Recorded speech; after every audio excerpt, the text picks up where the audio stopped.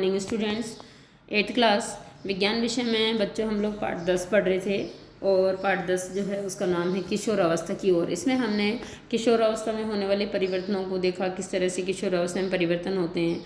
और अभी तक भी हम लोग उन परिवर्तनों के बारे में ही पढ़ रहे हैं, किशोर अवस्था क्या होती है और कौन से काल तक है। इसके अलावा हम लोगों ने ये भी देखा कि किशोरावस्था में क्या क्या बदलाव होते हैं। तो चलिए अगले बदलाव के बारे में जानते हैं। गौण लैंगिक लक्षणों का विकास, कि जब किशोरावस्था आती है तो गौण लैंगिक लक्षणों का विकास यानी द्वितीय गौण लैंगिक लक्षण जो है ना उनका विकास होता है। चलो देखें। आप अध्याय 9 में पढ़ चुके हैं कि वृषण एवं अंडाशय जनन अंग है। हम पहले ही पढ़ चुके हैं, आपने मनुष्य जनन अंगों में, जनन तंत्रों में ये पढ़ लिए हैं दोनों। वे युग्मक अर्थात शुक्राणु और अंडाणु उत्पन्न करते हैं, ये भी बता चुकी हूँ मैं आपको। युवा अवस्था में लड़कियों में स्तनों का विकास होने लगता है तथा लड़कों के चेहरे पर बाल उगने लगते हैं अर्थात दाढ़ी मूंछ आने लगती है। ये लक्षण क्योंकि लड़कियों को लड़कों से पहचानने में सहायता करते हैं, अतः इन्हें गौण लैंगिक लक्षण कहते हैं। यानी ये वे लक्षण हैं जो मैच्योरिटी के समय लड़के लड़कियों में उत्पन्न होते हैं। लड़कों के सीने पर भी बाल आ जाते हैं, लड़कियों दोनों में ही बगल एवं जांघ के ऊपरी भाग अथवा प्यूबिक क्षेत्र में भी बाल आ जाते हैं। बूझो और पहेली दोनों ही जानना चाहते हैं कि यौवनारंभ में होने वाले इन परिवर्तनों का प्रारंभ कौन करता है। देखो कैसे होते हैं ये परिवर्तन। किशोरावस्था में होने वाले परिवर्तन हार्मोन द्वारा नियंत्रित होते हैं। कुछ हार्मोन्स जो हमारी अंतःस्रावी ग्रंथियों के द्वारा शरीर में रिलीज होते हैं, निकाले जाते हैं, उन्हीं के द्वारा ये जो द्वितीय गौण लैंगिक लक्षण हैं इनका विकास होता है या ये नियंत्रित होते हैं बच्चों। हार्मोन जो है क्या है, रासायनिक पदार्थ हैं। यह अंतःस्रावी ग्रंथियों अथवा अंतःस्रावी तंत्र द्वारा स्रावित किए जाते हैं। यौवनारंभ के साथ ही वृषण पुरुष हार्मोन अथवा टेस्टोस्टेरोन का स्रावण प्रारंभ कर देता है। यानी वृषण जो है वो भी एक अंतःस्रावी ग्रंथि है। और कौन सा हार्मोन निकलता है जिसे पुरुष हार्मोन कहते हैं, टेस्टोस्टेरोन। ठीक है, यह लड़कों में परिवर्तनों का कारक है। तो लड़कों में जो द्वितीय गौण लैंगिक लक्षण विकसित होते हैं टीनेज में, वो किस कारण होते हैं, टेस्टोस्टेरोन हार्मोन के कारण होते हैं। और ये कहाँ स्रावित होता है, वृषण में, जिनके बारे में आपने अभी अभी पढ़ा है। उदाहरण के लिए चेहरे पर बालों का आना, लड़कियों के यौवनारंभ के साथ ही अंडाशय यानी ये भी अंतःस्रावी ग्रंथि है। स्त्री हार्मोन अथवा एस्ट्रोजन उत्पादित करना प्रारंभ कर देती है, जिससे स्तन विकसित हो जाते हैं। दुग्ध स्रावी ग्रंथियों अथवा दुग्ध ग्रंथियां स्तन के अंदर विकसित हो जाती हैं। इन हार्मोनों के उत्पादन का नियंत्रण एक अन्य हार्मोन द्वारा किया जाता है जो पीयूष ग्रंथि, जिसको हम लोग मास्टर ग्रंथि भी कहते हैं। ये हमारे मस्तिष्क में पाई जाती है और एक मुख्य ग्रंथि है ये अंतःस्रावी ग्रंथि।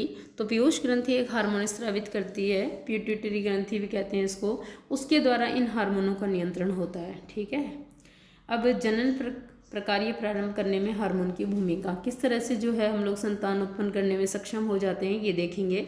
अंतःस्रावी ग्रंथियां हार्मोन रुधिर प्रवाह में स्रावित करती है। कहाँ छोड़ती है अंतःस्रावी ग्रंथियां अपने हार्मोन्स को, रुधिर में डायरेक्ट, जिससे वह शरीर के विशिष्ट भाग यानी जहाँ उसका कार्य है, जहाँ उसको पहुँचना है वहाँ पहुँचता है ना, लक्ष्य स्थल तक पहुँच सकें।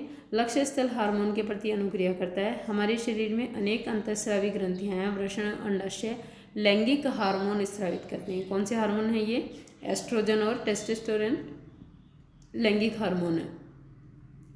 आपने अभी अभी पढ़ा कि यह हार्मोन गौण लैंगिक लक्षणों के लिए उत्तरदायी हैं। लैंगिक हार्मोन भी पीयूष ग्रंथि द्वारा स्रावित हार्मोन के नियंत्रण में हैं। चित्र 10.3, पीयूष ग्रंथि अनेक हार्मोन स्रावित करती है और उनमें से एक हार्मोन अंडाशय में अंडाणु एवं वृषण में शुक्राणु के परिपक्व होने को नियंत्रित करता है। अब देखो, पीयूष ग्रंथि से स्रावित हार्मोन जननांगों को टेस्टोस्टेरोन यानी पुरुष या नर में तथा एस्ट्रोजन जो है स्त्री में स्रावित करने के लिए उद्दीप्त करता है। कौन सा हार्मोन है, पीयूष ग्रंथि द्वारा स्रावित हार्मोन है ये। ठीक है, रुधिर प्रवाह में स्रावित किया जाता है तथा शरीर के विभिन्न भागों यानी लक्ष्य स्थल तक पहुंचता है। वो हार्मोन यौवनारंभ के समय शरीर में परिवर्तनों को उद्दीप्त करता है। पहेली और बूझो अब समझ गए हैं कि यौवनारंभ व्यक्ति के जनन अवधि का प्रारंभ है।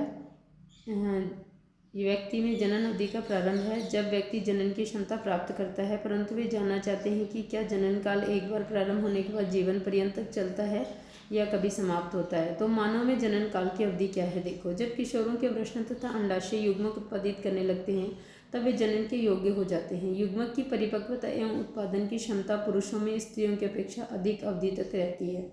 स्त्रियों में जनना अवस्था का प्रारंभ यौवनारंभ यानी 10 से 12 वर्ष की आयु से हो जाता है तथा सामान्यतः 45 से 50 वर्ष की आयु तक चलता रहता है। यौवनारंभ पर अंडाणु परिपक्व होने लगते हैं। अंडाशयों में एक अंडाणु परिपक्व होता है तथा लगभग 28 से 30 दिनों के अंतराल पर किसी एक अंडाशय द्वारा निर्मोचित होता है, यानी एक ओवरी में बनता है एक अंडा 1 महीने में। इस अवधि में गर्भाशय की दीवार मोटी हो जाती है। क्या हो जाता है बच्चों? गर्भाशय की दीवार मोटी हो जाती है, जिससे वह अंडाणु के निषेचन के पश्चात युग्मनज को ग्रहण कर सके, जिसके फलस्वरूप गर्भधारण होता है। यदि अंडाणु का निषेचन नहीं हो पाता है तब उस स्थिति में अंडाणु तथा गर्भाशय का मोटा स्तर उसकी रुधिर वाहिकाओं सहित निस्तारित हो जाता है, यानी टूट जाता है, जिससे स्त्रियों में रक्तस्राव होता है, जिसे हम लोग ऋतुस्राव या रजोधर्म कहते हैं। ऋतुस्राव लगभग 28 से 30 दिन में एक बार होता है। पहला ऋतुस्राव यौनारंभ में होता है, जिसे रजोदर्शन कहते हैं।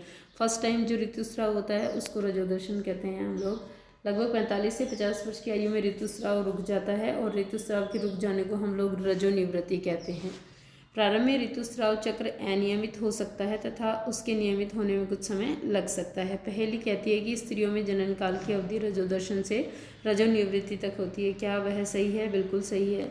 अब देखिए, ऋतुस्राव चक्र का नियंत्रण हार्मोनों द्वारा होता है। किसके द्वारा होता है बच्चों? हार्मोन द्वारा। और 28 से 30 दिन में ऋतुस्राव होता है। इस चक्र में अंडाणु का परिपक्व होना, इसका निर्मोचन, गर्भाशय की दीवार का मोटा होना एवं निषेचन न होने की स्थिति में उसका टूटना शामिल है। ठीक है।